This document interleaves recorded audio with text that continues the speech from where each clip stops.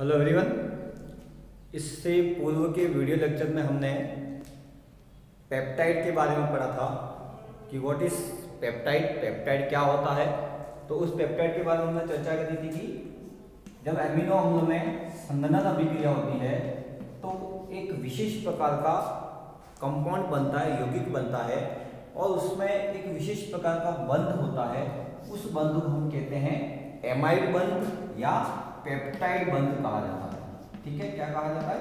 Peptide बंध कहा जाता है और इसी यौगिक को हम कहते हैं पेप्टाइड। और यही पेप्टाइड बंध बहुत सारे एमिनो एसिड से मिलकर बना होता है तो उसे कहा जाता है पॉलीपेप्टाइड और इसी पॉलीपेप्टाइड को हम कहते हैं प्रोटीन अणु। अब उससे आगे बढ़ते हुए हम इस पेप्टाइड का संश्लेषण सिंथेसिस कैसे कर सकते हैं उसके बारे में अध्ययन करेंगे। तो आज का आपका टॉपिक है पेप्टाइड सिंथेसिस, पेप्टाइड संश्लेषण। और पेप्टाइड का संश्लेषण कैसे होता है?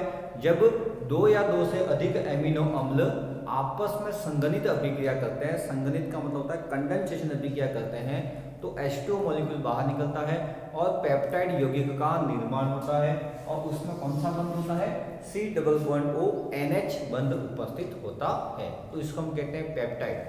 और इस पेप्टाइड सिंथेसिस के बारे में हम इस वीडियो लेक्चर में अध्ययन करेंगे।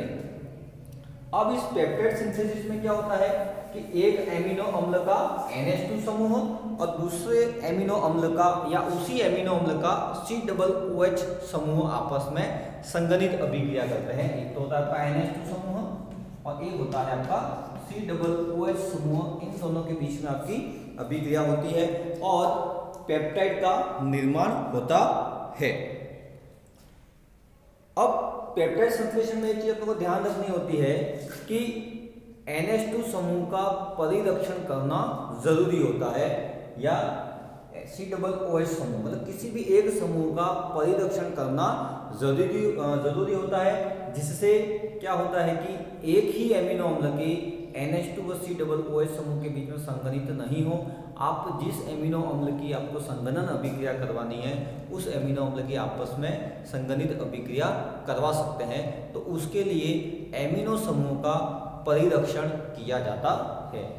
COOH समूह की तुलना में NH2 समूह का परिरक्षण करके पेप्टाइड का सिंथेसिस ज्यादातर किया गया है। मतलब दोनों में से किसी एक क्रियात्मक समूह को परीक्षण करना होता है, लेकिन सबसे ज्यादा जो विधियां विकसित हुई है पेप्टाइड सिंथेसिस में उसमें एमिनो समूह अर्थात NH2 समूह का परिरक्षण किया गया है। तो यहाँ पे संभावना ये है कि संघनन अभिक्रिया एक ही प्रकार के एमिनो अम्लों में भी हो सकती है या दो अलग अलग प्रकार के एमिनो अम्लों में भी हो सकती है। जैसे कि अपन बात करें कि एग्जांपल लें ग्लाइसिन और एलेनिन, दो आपके एमिनो एसिड्स हैं। एक है आपका ग्लाइसिन, ठीक है, ग्लाइसिन का सूत्र का एमिनो एसिड्स है वो है NH2 CH2 COOH। This is the glycine amino acids. And दूसरा है आपका एलानिन जो कि होता है आपका NH2 CH CH3 COOH। This is the alanine. अब अगर आपको ग्लाइसिल एलानिन एमिनो एसिड की सिंथेसिस करनी है, पेप्टाइड का सिंथेसिस करना है, तो यहाँ पे संभावना ये रहती है कि ग्लाइसिन एमिनो एसिड के साथ ही संघनित अभिक्रिया कर सकता है। एक संभावना ये बनती है। दूसरी संभावना ये बनती है कि ग्लाइसिन व एलानिन एमिनो एसिड के बीच में संघनन अभिक्रिया हो। तो इन चीजों को रोकने के लिए ग्लाइसिन एमिनो एसिड है वह ग्लाइसिन एमिनो एसिड से ही संघनन अभिक्रिया नहीं करे, उसके लिए क्या किया जाता है? इस एमिनो समूह का परिरक्षण किया जाता है और परिरक्षण करने के बाद हम पेप्टाइड सिंथेसिस इस एलेनिन के साथ अभिक्रिया करवा के कर सकते हैं। तो यहाँ पे परिरक्षण करना क्यों जरूरी है इसके पीछे मैं जानकारी आपको ये दे रहा हूँ कि अगर आपको ग्लाइसिल एलानिन पेप्टाइड बनाना है उस कंडीशन में ग्लाइसिन के NH2 समूह का परिरक्षण करना इसलिए जरूरी होता है क्योंकि ग्लाइसिन एमिनो एसिड है वह ग्लाइसिन एमिनो एसिड के दूसरे मॉलिक्यूल के साथ संघनन अभिक्रिया करके एक अलग पेप्टाइड बना सकती है। अगर आपने इस ग्लाइसिन के NH2 समूह का परिरक्षण कर लिया तो फिर ये COOH समूह यहाँ पे केवल बचेगा, और वो ये जो COOH समूह है वह एलेनिन के NH2 समूह के साथ संगनित अभिक्रिया करेगा और आपका ग्लाइसिल एलानिन पेप्टाइड का निर्माण करेगा। तो क्योंकि यहाँ पे NH2 समूह आपका परिरक्षित हो गया, तो ये दूसरा जो ग्लाइसिल अणु लेंगे आप, तो ये NH2 समूह वहाँ पे फ्री नहीं रहेगा, तो यहाँ पे उस पेप्टाइड का निर्माण नहीं होगा। तो यहाँ पे पेप्टाइड सिंथेसिस करने के लिए सबसे पहला काम किया जाता है एमिनो समूह का परिरक्षण। पेप्टाइड सिंथेसिस की मैं बात करूँ तो किस प्रकार से सिंथेसिस होता है, तो सबसे पहले हम करेंगे NH2 समूह है आपका, उस NH2 समूह का परिरक्षण किया जाता है, उसका शील्डेड किया जाता है, उसको शील्डिंग की जाती है, मतलब NH2 समूह आसानी से रिएक्शन नहीं करेंगे एमिनो एसिड्स के साथ। तो यहाँ पे इस NH2 समूह का परिरक्षण करना है सबसे पहली स्टेप, ठीक है। सबसे पहले NH2 समूह की रक्षा करनी है, NH2 समूह किसी और दूसरे एमिनो एसिड के साथ या उसी एमिनो एसिड के अणु के साथ अभिक्रिया नहीं करे।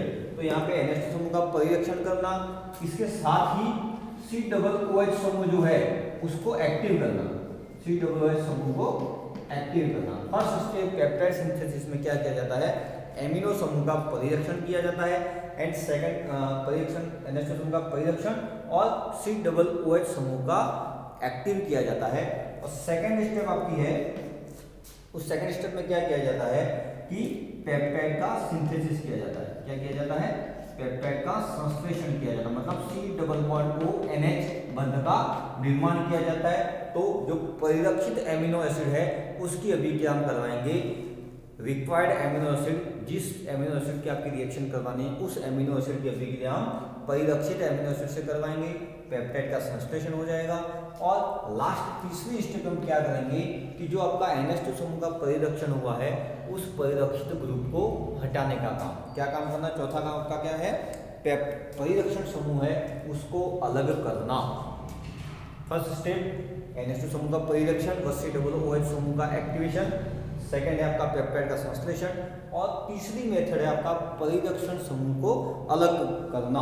और परिरक्षण समूह का अलग करने में उस विधि का उपयोग किया जाता है जो एमाइड बंध या पेप्टाइड बंध को प्रभावित नहीं करता हो, ऐसे स्टेप को हम यहाँ पे काम में लेंगे। तो पहली स्टेप है आपकी NH2 समूह का परिरक्षण एवं COOH समूह का एक्टिवेशन। तो उस एक्टिवेशन के लिए और NH2 समूह के परिरक्षण के लिए विशेष प्रकार के आपके रिएजेंट लिए जाते हैं, जैसे कि carbobenzoxy chloride, tertiary butoxy carbonyl chloride, ये आपके एमिनो एसिड को में NH2 समूह को परिरक्षित करने के रिएजेंट है, जिसको नॉर्मली ज़्यादातर यूज किया जाता है। तो सबसे पहले क्या किया जाता है, एमिनो समूह का परिरक्षण।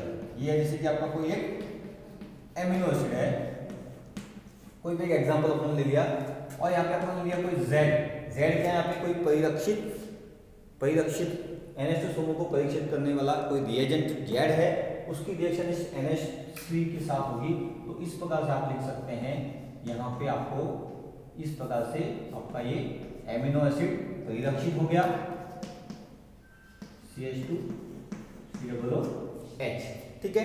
ये आपका एक कोई एमिनो एसिड है, उसकी एक परिरक्षित ग्रुप परिरक्षित रिएजेंट के साथ अपने अभिक्रिया करवाई।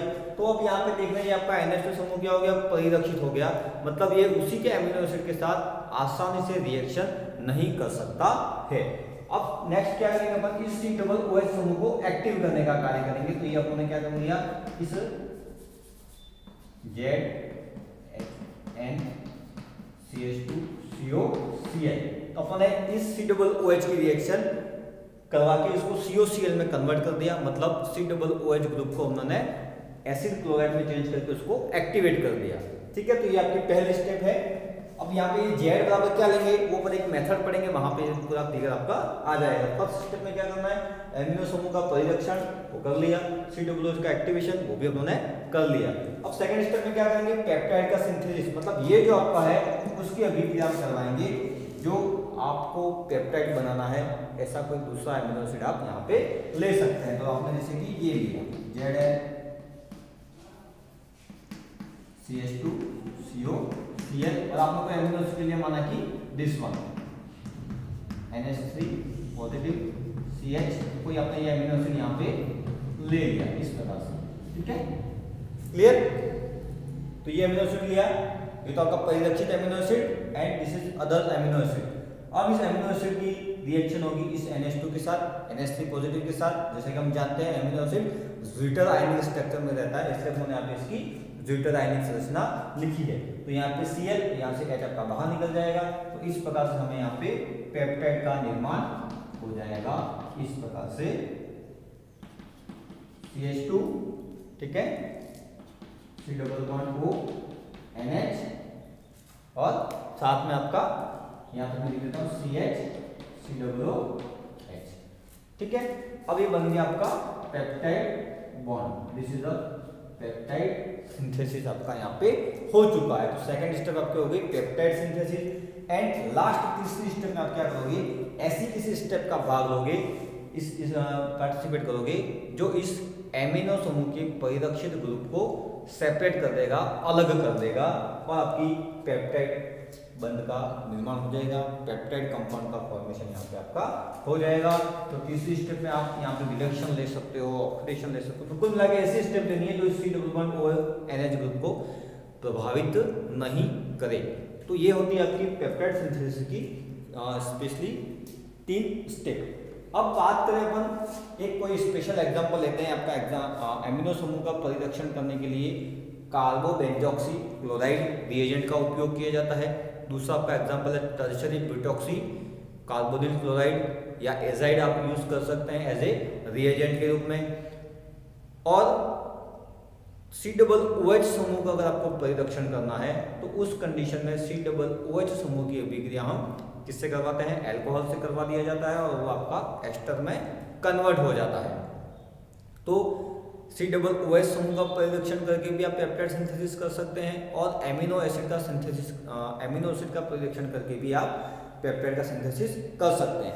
लेकिन मोस्टली जो रिएक्शन आपकी उपलब्ध हैं एमिनो एसिड पेप्टाइड सिंथेसिस में, उसमें क्या किया जाता है, एमिनो एसिड का परिरक्षण किया जाता है और एमिनो एसिड का परिरक्षण करके हम पेप्टाइड का सिंथेसिस का कार्य करते हैं। तो यहाँ पे मुख्य रूप से अपने को 3 मेथड पढ़ने हैं जिसमें आप देखेंगे कि किस प्रकार से पेप्टाइड का सिंथेसिस हम कर सकते हैं। तो जिसमें आपकी सबसे पहली मेथड है कार्बोबेंजॉक्सी मेथड। कौन सा मेथड है, कार्बोबेंजॉक्सी मेथड, जिसमें आप एमिनो एसिड का परिरक्षण करके पेप्टाइड सिंथेसिस का कार्य करते हैं, ठीक है। जैसे कि आप यहाँ पे देखेंगे कि किस प्रकार से कार्बोबेंजॉक्सी क्लोराइड की अभिक्रिया आप एमिनो एसिड से करवाएंगे और एमिनो एसिड का जो NH2 समूह आपका परिरक्षित होगा और NH2 समूह के परिरक्षित के बाद आप C डबल OH समूह को एक्टिवेट करेंगे और पेप्टाइड का सिंथेसिस करेंगे और लास्ट तीसरी स्टेप में रिडक्शन के माध्यम से परिरक्षित ग्रुप को अलग करेंगे। आप कौन सा मेथड, तो आपकी जो एमिनो एसिड के द्वारा पेप्टाइड सिंथेसिस की जो पहली मेथड है वो आपका है कार्बोबेंजॉक्सी मेथड। और इस कार्बोबेंजॉक्सी मेथड में आप क्या करते हैं, NH2 समूह के परिरक्षण का कार्य करते हैं और इस NH2 समूह का परिरक्षण करने के लिए हम एक रिएजेंट जो लेते हैं वो आपका है कार्बोबेंजॉक्सी क्लोराइड, सीधा C6H5 CH2O C double bond O Cl। ये रिएजेंट आप एमिनो एसिड या एमिनो समूह का परिरक्षण करने के लिए इस कार्बोबेंजॉक्सी क्लोराइड का उपयोग करते हैं। अब इस कार्बोबेंजॉक्सी का क्लोराइड का उपयोग करते हुए हम एक पेप्टाइड का सिंथेसिस करेंगे जिसका नाम है आपका ग्लाइसिल एलेनिन। पेप्टाइड का सिंथेसिस करेंगे और इस ग्लाइसिल एलेनिन में हम 2 अमीनो एसिड ले रहे हैं, एक है आपका ग्लाइसिन अमीनो एसिड और दूसरा है आपका एलानिन अमीनो एसिड है। इन दोनों का उपयोग करते हुए हम पेप्टाइड का सिंथेसिस के एग्जांपल को समझेंगे। तो हम सबसे पहले क्या करेंगे, पेप्टाइड सिंथेसिस पहली मेथड है वो आपका क्या है कि एमिनो समूह का परिरक्षण करना। तो हम सबसे पहले क्या करेंगे कि ग्लाइसिल एलानिन बनाना है, तो ग्लाइसिन एमिनो एसिड का हम में NH2 समूह का परिरक्षण करेंगे। तो ये है आपका कार्बोबेंजॉक्सी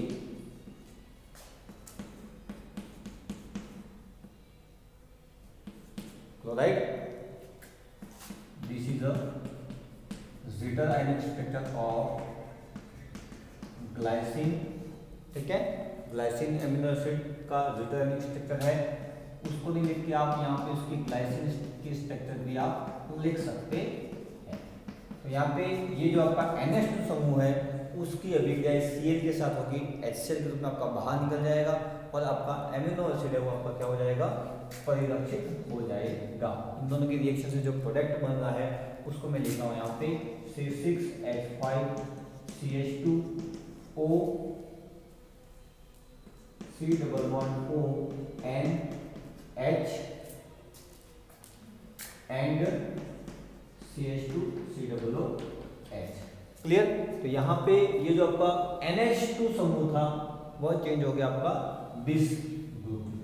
तो यहाँ पे ये जो ग्रुप था उसका क्या हो गया, इसने NH2 समूह का परिरक्षण करने का कार्य आपका यहाँ पे हो चुका है। एंड उसी के साथ हम क्या करेंगे, इस COOH समूह को एक्टिव करने का कार्य भी यहाँ पे करेंगे। तो उसके लिए क्या किया जाता है कि COOH समूह की अभिक्रिया हम किसके साथ करवाएंगे, थायोनिल क्लोराइड के साथ करवाया जाता है। और जैसा कि हम जानते हैं कि COOH समूह की अभिक्रिया थायोनिल क्लोराइड के साथ करवाई जाती है तो COCl में ये कन्वर्ट हो जाता है। तो आफ्टर थायोनिल क्लोराइड के साथ रिएक्शन से जो हमें प्रोडक्ट प्राप्त होगा वह प्राप्त होगा इस प्रकार से हमें मिलेगा COOH CH2COCl। तो यहाँ पे आपने क्या किया, एमिनो समूह का परिरक्षण कर लिया, ठीक है।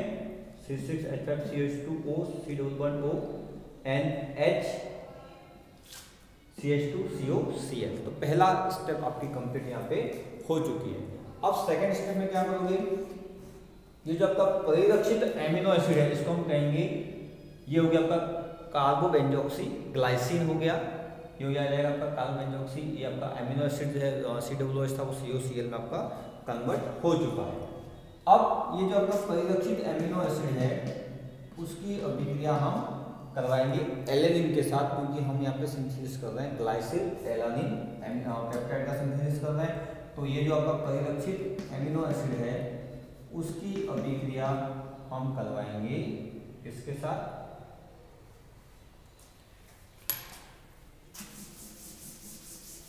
इसकी अभिक्रिया हम किसके साथ करवाएंगे, एलेनिन के साथ करवाते हैं। C6H5CH2O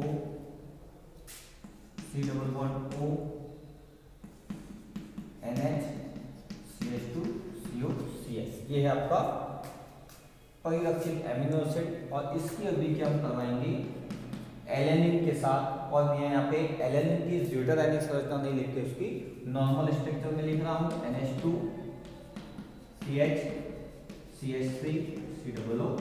this is a alanine. क्या है ये आपका एलेनिन, एक एमिनो एसिड है, उसकी अभिक्रिया आप यहाँ पे करवा रहे हैं। तो ठीक यही Cl और NH2 का H बाहर निकल जाएगा और आपका पेप्टाइड का सिंथेसिस होगा, एमाइड बंध का निर्माण होगा। और यहाँ पे इन दोनों की अभिक्रिया से बनने वाले प्रोडक्ट को मैं यहाँ पे ऊपर लिख रहा हूँ, जगह की कमी की होने की वजह से। ये हो जाएगा C6H5CH2O C=ONH, ठीक है, NH CH2 C=O NH CH CH3 COOH, ठीक है। यहाँ से H निकला, यहाँ से आपका बाहर Cl निकला। इस प्रकार से आपका यहाँ पे पेप्टाइड का सिंथेसिस हो चुका है। C=ONH पेप्टाइड कहा जाता है, एमाइड बंध भी कहते हैं इसको। इस प्रकार से आपका पेप्टाइड का संश्लेषण हो चुका है। तो सेकंड स्टेप आप क्या करोगे, परिरक्षित एमिनो एसिड व रिक्वायर्ड एमिनो एसिड आप जिसकी अभिक्रिया करवाना चाहते हैं उसकी अभिक्रिया करवाई, तो आपका पेप्टाइड का संश्लेषण हो चुका है।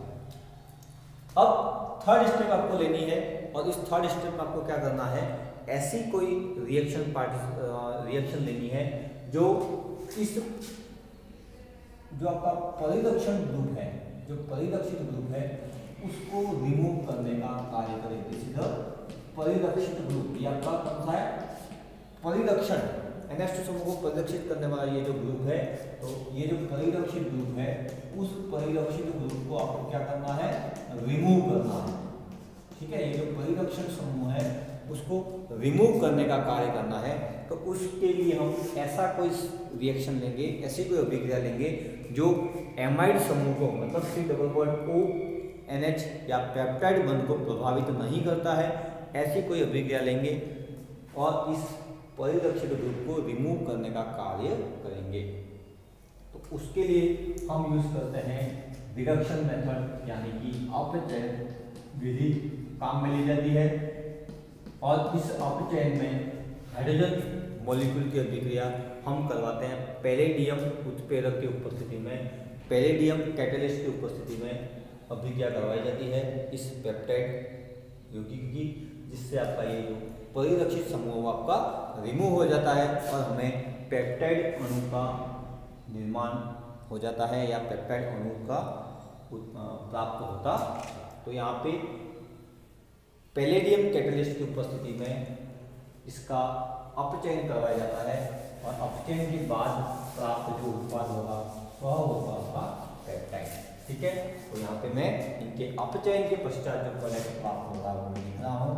तो ये आपका कन्वर्ट हो जाएगा C6H5 CH3, ये निकल गया बाहर CO2 प्लस अब बन जाएगा आपका peptide NH2 CH2 C double bond O NH CH CH3 C double O H। This is a ग्लाइसिल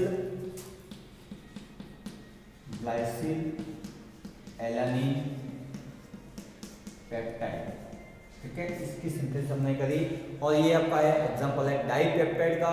dipeptide का इसलिए है क्योंकि यहाँ पे दो अमीनो एसिड की संघनन अभिक्रिया हो रही है और एमाइड बंध का फॉर्मेशन हो रहा है, इस वजह से इसको हम क्या कहते हैं, डाइपेप्टाइड कहा जाता है। तो ये है आपका फर्स्ट मेथड कार्बोबेंजॉक्सी मेथड, जिसमें कार्बोबेंजॉक्सी क्लोराइड का उपयोग करते हुए हम NH2 समूह का परिरक्षण करने का कार्य करते हैं। यहाँ पे मैंने ये पेप्टाइड की केवल सामान्य स्ट्रक्चर लिखी है, इसकी ज्योतिर्रासायनिक संरचना भी लिखी जा सकती है, जिसमें जो NH2 समूह वो आपका कन्वर्ट हो जाएगा NH3 पॉजिटिव में और C+OH चला जाएगा C+O माइनस में।